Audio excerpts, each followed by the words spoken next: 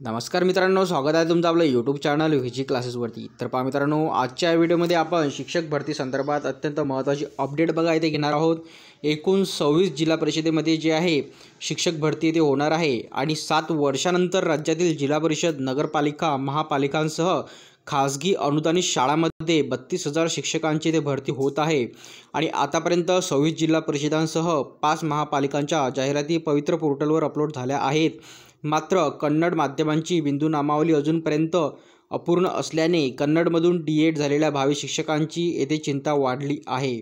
आणि बघा मित्रांनो, एकूण येथे जे आहे सध्या 23 जिल्हा परिषदांकडून पवित्र पोर्टलवर शिक्षक भरतीच्या जाहिराती अपलोड केल्या असून सोलापूरसह इतर 2 जिल्हा परिषदांच्या जाहिराती 15 जानेवारीपर्यंत अपलोड येथे होतील। त्यानंतर जे आहे साधारणतः 22 जानेवारीपासून नोंदणीकृत उमेदवारांकडून प्राधान्यक्रम भरून घेतले जाणार आहेत व त्यानंतर छाननीसाठी 3 आठवड्याचा इथे अवधी दिला जाणार आहे आणि 25 आणि फेब्रुवारी अखेर जे आहे मेरिट यादी प्रसिद्ध करून शिक्षक भरतीचा इथे शेवट येथे होणार आहे। तर पहा मित्रांनो, हे शिक्षक भरती संदर्भात महत्त्वाची अपडेट बघा।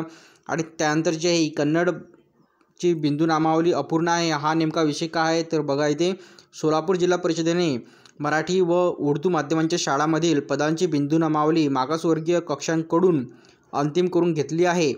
आता आंतरजिल्हा बदलीतून येणाऱ्या शिक्षकांची जी संख्या गृहीत धरून जिल्हा परिषदेकडून 2 दिवसात रिक्त पदांची जाहिरात पवित्र पोर्टलवर अपलोड होणार आहे।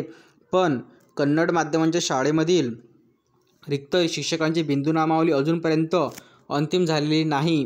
त्यामुळे आमच्या माध्यमांची शिक्षक भरती कधी होणार असा मोठा प्रश्न उपस्थित करत आहेत। भावी शिक्षकांनी शिक्षणाधिकारी कार्यालयात जे आहे धाव घेतली होती, पण कन्नडची बिंदू नामावली पुण्याच्या मागासवर्गीय कक्षाकडून तपासणी घेतली जात आहे। ती अंतिम झाल्यावर त्या माध्यमांची शिक्षक भरती येथे होईल असे शिक्षण आयुक्त कार्यालयाकडून सांगण्यात आले आहे। व या शाळांवर जे आहे इंग्रजी शिक्षक येथे बघा, पूर्वी स्थानिक स्वराज्य संस्थांच्या शाळांमध्ये 20% इंग्रजी माध्यमांचे शिक्षक घेण्याचा शासन निर्णय होता, तो रद्द झाला असून 13 ऑक्टोबरला शासन निर्णयानुसार आता ज्या मराठी शाळांमध्ये सेमी इंग्रजीचे वर्ग आहेत अशा ठिकाणी जे 6वी ते 8वीसाठी 4 पैकी 1 शिक्षक इंग्रजीचा असावा आणि केंद्र शाळा अंतर्गत जेवढ्या शाळा आहेत त्या ठिकाणी 1 शिक्षक इंग्रजीचा साधन व्यक्ती म्हणून शिक्षक नियुक्त केला जाणार आहे।